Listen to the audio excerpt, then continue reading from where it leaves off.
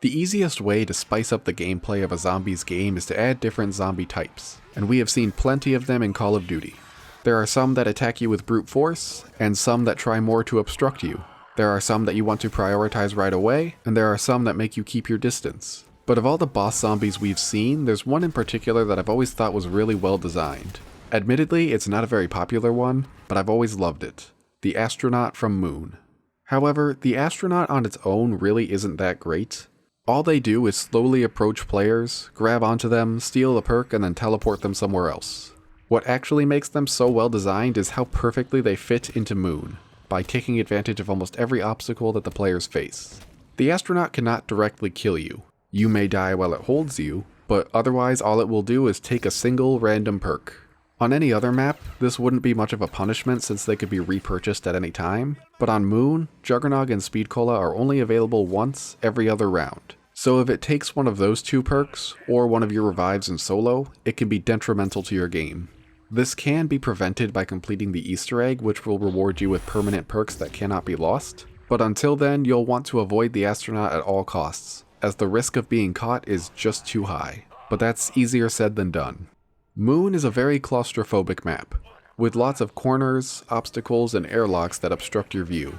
And because the astronauts are slow and easy to lose, you can't just carelessly run around the map when one is present. Instead, you have to check each corner and listen out for the sounds that they make to ensure that you don't run straight into one. But of course, the rest of the zombies won't always let you do that.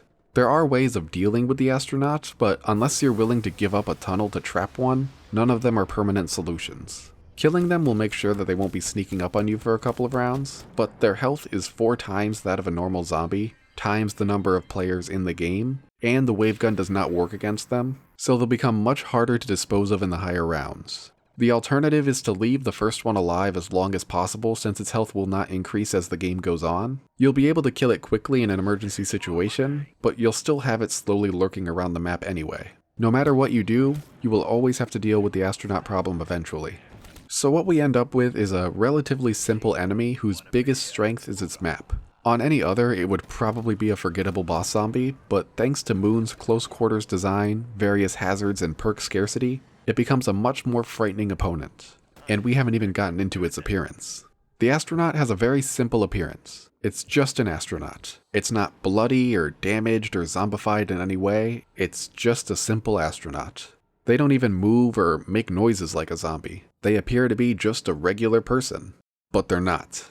Whatever's behind that visor is not human anymore. But it's not a regular zombie either. It's something entirely different. And this mysterious nature about them makes them much creepier in my opinion.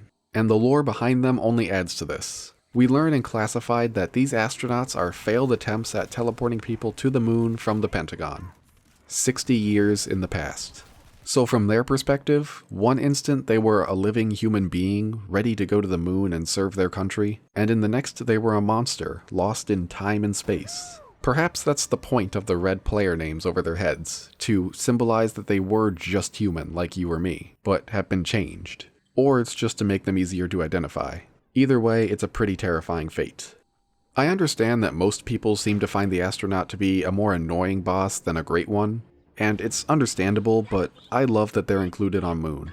I like their uncanny appearance, I like their tragic backstory, and most importantly, I like how they make me play the map much more cautiously to avoid losing my perks.